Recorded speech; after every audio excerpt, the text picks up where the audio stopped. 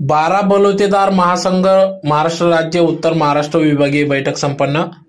याबाबत वृत्त असे की धुळे शहरातील संत गाडगे बाबा सभागृह एकविरादेवी जवळ येथील सभागृहात आज दिनांक 20 मार्च 2024 रोजी दुपारी 4 वाजता उत्तर महाराष्ट्र विभागीय बैठक संपन्न झाली। यावेळेस या बैठकीत 12 बलुतेदार महासंघ महाराष्ट्र राज्य प्रदेश अध्यक्ष कल्याणराव दडे, सरचिटणीस चंद्रकांत गवडी, कार्याध्यक्ष सतीश दरेकर, कोषाध्यक्ष साहेबराव कुमावत, उत्तर महाराष्ट्र विभागीय अध्यक्ष मुकुंदराव मेटकर, आदिवासी एकलव्य सेनेचे शिवाजीराव ढवळे,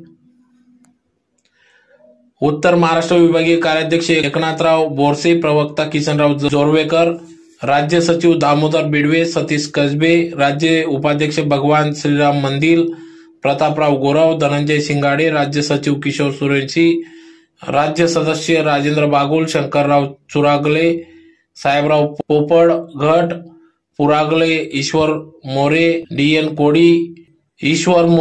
कोडी, संपर्क प्रमुख देवराजजी सोनटके, प्रदेशाध्यक्ष राष्ट्रीय विश्वकर्मा समाजसेना सुभाष लोहार, विश्वकर्मा संस्था अध्यक्ष नरेंद्र हिरे, ओबीसी नेते सोमनाथ साखरे, राज्य उपाध्यक्ष गुरव समाज महासंघ विश्वासराव भामरे, धुळे जिल्हाध्यक्ष प्रकाश गुरव, राष्ट्रीय स्वयंसेवक संघ शाखा कार्यवाह कृष्णा शिंदे, शिवसेना उपमहानगर प्रमुख शेखर वाघ, लॉन्ड्री धारक जिल्हाध्यक्ष गणेश सगरे, अंधश्रद्धा निर्मूलन समिती सचिव धुळे भोला सगरे, भाजपा ओबीसी मंडळ सरचिटणीस संजय गवडी, मामा पेट्रोलियमचे प्रवीण चौधरी, भाजपा जिल्हा सदस्य धुळेचे योगीराज बोरसे, जिल्हा उपाध्यक्ष दिलीप गवडी, प्रसिद्धी प्रमुख रमेश चौधरी, संत गाडगे बाबा सभागृह धुळे अध्यक्ष अमोल गायकवाड, महाराष्ट्र परीट धोबी समाज सेवा मंडळ प्रदेश उपाध्यक्ष अरुण धोबी, गणेश सगरे, भिका निकम, राजूभाऊ गवडी आदी सर्व पदाधिकाऱ्यांच्या उपस्थितीत सदर या ठिकाणी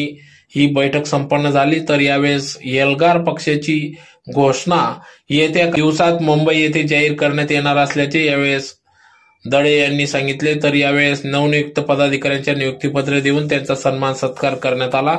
तर ज्यात प्रामुख्याने संजय गवडी यांची महाराष्ट्र प्रदेश 12 बलुतेदार महासंघाच्या जिल्हा सचिवपदी निवड झाल्याने त्यांचा सन्मान सत्कार या ठिकाणी नियुक्तीपत्र देऊन करण्यात आला। तर यावेळेस येत्या काळात महाराष्ट्रातून प्रथम पहिला एल्गार पक्षाचा पहिला खासदार हा आदिवासी नेता असेल असे देखील यावेळी प्रदेशाध्यक्ष कल्याणरावजी दडे यांनी आपल्या भाषणातून सांगितले। पदाधिकारी, उत्तर महाराष्ट्रातून आलेले सर्व 12 बलुतेदारांचे प्रतिनिधी, बंधू आणि भगिनी, अनेक वक्त्याचं तुम्ही त्या ठिकाणी ऐकलं। प्लीज मुद्द्याला हात त्या ठिकाणी की राजकीय निर्णय आपण घेतला पाहिजे हे 2 वर्षापासून आपल्या मीटिंगमध्ये चालू आहे। पण आपले मन आणि आपला हृदय हे जर कमजोर आहे। समाजामध्ये काही आपण करू शकतो, पण राजकीय निर्णय घेतला जरा कणत तुझं धावायचं। परंतु राज्यातल्या सगळ्याच पदाधिकाऱ्यांना विश्वासात घेऊन आम्ही त्या निर्णयापर्यंत त्या ठिकाणी आलो। आणि पुन्हा का थोडं थांबलो, एल्गार आम्ही अगोदरच नाव रजिस्ट्रेशन करण्यासाठी दिलो आणि राज्यामध्ये एल्गार मोर्चे त्या ठिकाणी चालू होते।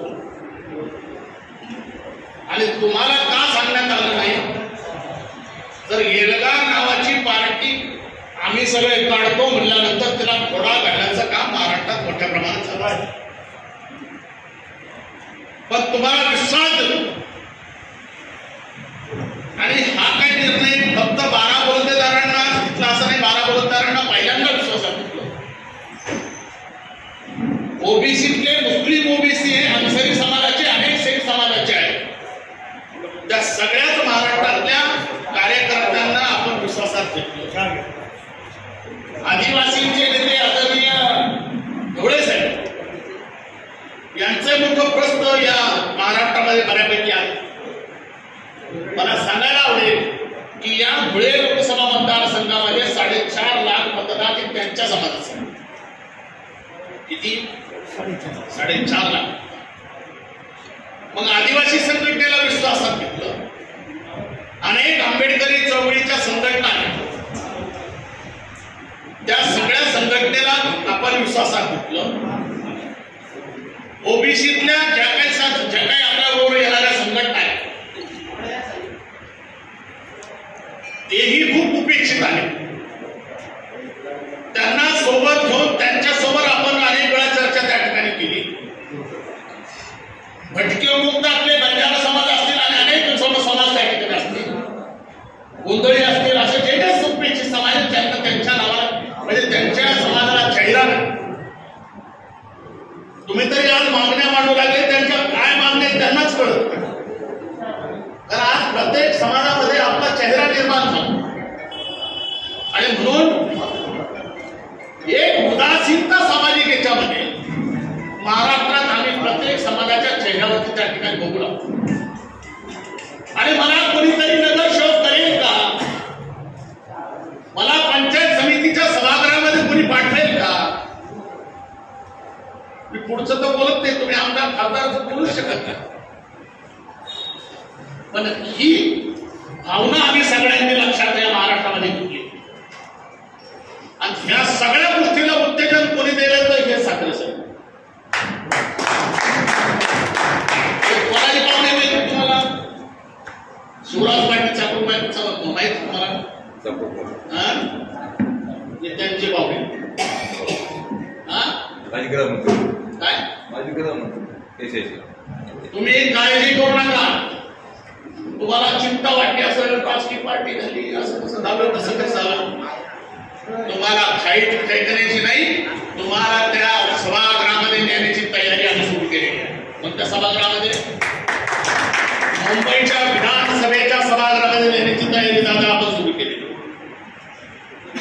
पण आज ही घोषणा आपल्याला करायची नव्हती हे मी तुम्हाला सांगतो. पण आमच्या पटकन आम्ही प्लॅन आपल्याला ही वरिष्ठ घोषणा आज तुमच्या बरोबर आम्ही चर्चा करतो, ती चर्चा त्या ठिकाणी झाली पाहिजे. पण ही एल्गार पार्टीची घोषणा शिवाजी पार्कवरूनच त्या ठिकाणी होणार.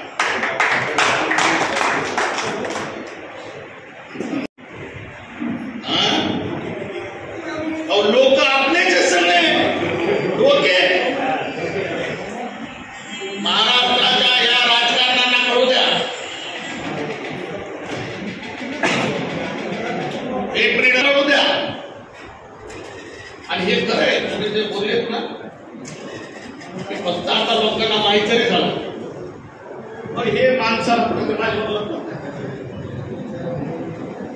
काहीच नसताना म्हाडाचं चेअरमन केलं आणि त्यांची सत्ता होती. त्यांची सत्ता गेल्यानंतर मी ह्या माणसाचं पद काढायची हिंमत त्या ठिकाणी झाली नाही. का?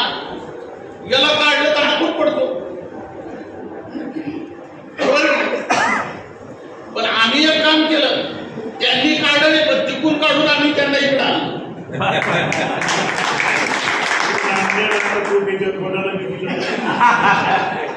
आणि झोपीच्या तोंडात नाही, तुमची तोप होऊ देणार नाही. बराबर त्याला तोप होतील का? खासदार त्यांना करायचं नाही आपल्याला.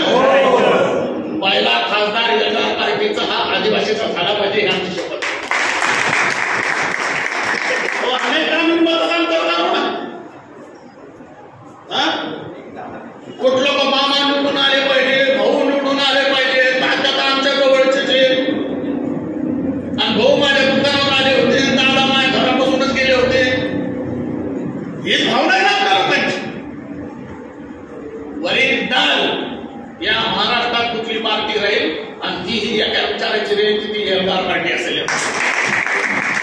उभी केली ती निवडून आली असेल तर आपण तिच्या जागेवर आपण स्वतः जातो, पण तिला कधी आपण पुढाकार देत नाही. आणि मग खऱ्या अर्थाने ही खेदाची जी गोष्ट आहे ही इथे आपल्याला बघायला मिळते.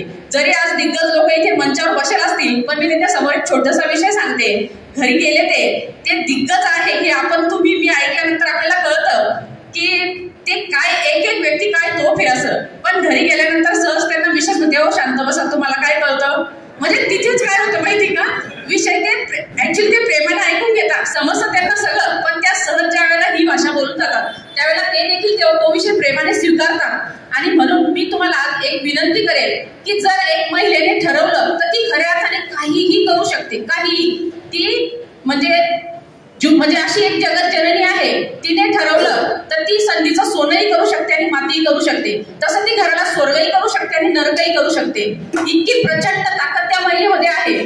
तर तुम्ही बोलणारे जेवढे नेते तेवढ्यांनी जर का आपला जोडीदार सोबत आणला तर निश्चित एवढ्या दिग्गज नेत्यांबरोबर राहणारी व्यक्ती निश्चितच यांच्यापेक्षा 2 पावलं पुढे असेल अशी मी आजच्या दिवशी खंत व्यक्त करते. आणि पुढच्या मीटिंग मध्ये मी त्यांनी जोडीला यावा अशी त्यांना विनंती करते. कारण आपल्याला इथे डोके मोजायचे आहे, सत्तेशिवाय शानपण नाहीये. आणि आपण प्रत्येकाने ज्या वेळेला पेटून उठलं त्याच वेळेला आपण हा इतिहास बदलवू शकू. तिथपर्यंत हा इतिहास बदलणार नाही. आजच्या मीटिंगचा सगळ्यात म्हणून मी जो काही आढावा ऐकलाय किंवा जे काही मी बोध त्याच्यातून घेतले तर प्रत्येकाच्या मनात हीच खंत आहे की आपल्याकडे सत्ता नाहीये म्हणून आपल्याकडे काय आहे, शानपण नाहीये. अहो, हुशारी जिथे असेल तिथे पैशाची गरजच भासत नाही असं माझं सुद्धा मत आहे. जसं साहेबांनी सांगितलं की पैसे लागत नाही निवडणुकीला, तुमच्याकडे डोकेलिटी काय आहे आणि तुम्ही वक्तव्य कसं करू शकता याच्यावर सगळ्या घडामोडी अवलंबून असतात. जर तुम्हाला चांगली स्टेज डेअरिंग जमत असेल आणि चांगलं बोलवच्चन विषय जर तुम्हाला जमत असतील तर निश्चित 4 लोक तुम्हाला त्या विषयाला ऑफर करतात की तुम्ही याच. पक्ष कोणता आहे ते खरंच महत्वाचं नाहीये, पण आपण आपल्या 12 बलुतेदार किती लोक निवडून देतो हे सगळ्यात महत्वाचं आहे. आपण ऐन वेळेला राजकारणाच्या ज्या हालचाली चालू होतात, गावात अगदी सरपंचाची जरी निवडणूक चालू झाली तर आपण 1000 रुपयासाठी आपलं मन आणि आपलं मत विकून टाकतो. ही खेदाची गोष्ट आहे. कारण बऱ्याच ठिकाणी खेड्यापाड्यांमध्ये मी मतदान बघते की आपले जे घर आहे ते इतर समाजापेक्षा खूप जास्त प्रमाणात असतात. मग काय हरकत आहे आपल्या समाजाची एक लेडीज किंवा एक सुभा करून त्याला निवडून देण्यामध्ये, पण आपण तसं करत नाही. आपण काय करतो, खेकडासारखं एकमेकांना मागे खेचतो आणि म्हणून खऱ्या अर्थानं आपण पुढे जाऊ शकत नाही. तर आपण हे विचार जर बदलले तर निश्चितच हा इतिहास बदलेल. आणि तळे साहेबांना जर का आपल्याला सगळ्यांना पाठिंबा द्यायचा असेल तर आजच्या दिवशी आपण ही खरंच शपथ घेतली पाहिजे की आपण सुद्धा आपल्या घरापासून, आपल्या गल्लीपासून तर दिल्लीपर्यंत सगळ्यात सुरुवातीला सगळ्या इतिहासात आपण सरांच्या सोबत राहिले पाहिजे. जसं तुम्हाला आमच्या सूर्यवंशी साहेबांनी सांगितलं की गेल्या 20 वर्षापासून आम्ही साहेबांसोबत काम करतोय आणि म्हणून खऱ्या अर्थाने ही लोक एवढी बेंबीच्या देठापासून तळागाळातून बोलतात. याला कारणच ही आहे की त्यांनी हा सगळा इतिहास पाहिलाय, पाहतायत. मी देखील गेल्या 5-6 वर्षापासून या सगळ्या विषयांमध्ये येते आहे किंवा प्रत्येक नेत्याला ऐकून घेते. तर मी स्वतंत्र बजेट आहे ना, पण जेव्हा एखादा आदिवासी कृषी खात्याकडे योजना घ्यायला जाईल तेव्हा तो पैसे आदिवासी विकास विभागाकडून. सातपुडा पर्वत रांगामध्ये एमईसीबीची स्कीम राबवण्यासाठी 700 कोटीचं बजेट. लँडलाईनचा फोन वापरण्यासाठी कोण वापरणार आहे, कुठला आदिवासी वापरणार? 82 विभागानं, बांधकाम विभागानं आदिवासी एरियामध्ये जर हायवे केला तर ते हायवेचा खर्च आदिवासी विकास विभागामध्ये. म्हणजेच काय की त्याची मानसिकता आहे, तुम्हाला जगूही द्यायचं नाही, तुम्हाला मरूही द्यायचं नाही. तो ऋतिक पिक्चर सारखं तो भविष्य बघण्याचा पिक्चर आहे ना, तो मातामय उन्हातामय त्या तरी ग्रीस का काहीतरी. तुमचे पर्स चालू असले पाहिजे, तेवढ्या पुरते जिवंत असले पाहिजे. अशा पद्धतीच्या स्ट्रॅटेजी इथल्या प्रस्थापित राजकारण्याने आतापर्यंत ठरवले. पण आम्ही कधी ते गणितच केलं ना, आम्हाला कधी आवडलं नाही. आम्हाला वाटतं त्यांचं जे वेगळं आहे ते आमदार खासदार होण्यासाठी जन्माला आलेले आहे आणि आम्ही त्यांना मतदान करण्यासाठी जन्माला आलेले. ते निवडणुकीमध्ये पैसे खर्च करण्यासाठी जन्मालेले आहे. आम्ही आपले देशी पोटी एवढे घेण्यासाठीच पहिला आलेलो. पण लोकांच्या डोक्यातला हा जो कचरा भुसा, आता तुम्ही तर सगळे सुशिक्षित आहे, त्या लोकांचं काम करतो, त्यांच्या तर डोक्यातलं सगळं काढण्यामध्ये आम्ही यशस्वी ठरायला. आमचा इथं इस्नू आर्मीचा तुमच्या गर्दे साहेब एवढा मोठा बनणारे माणूस, मी म्हणला एक शेळ्या सांभाळायची आमची पोरं सगळी. मी म्हटलं त्या पंचायत समिती लोक तालुक्यात सगळ्यात जास्त मतानं निवडणार. लोकांमध्ये चांगली भावना आहे, बदलाची भावना आहे. सध्याची स्थिती फार वाईट चाललेली आहे. एखाद्या गरिबांना हिनवण्याचं, कोणी म्हणायचं ही तुमची लोक 500 रुपयाला विकत भेटतात, 1000 रुपयाला विकत भेटतात, दारू विकत भेटतात, पण आता त्याच लोकांना पाहिजे तुमचे आमदार सुद्धा विकत भेटतात,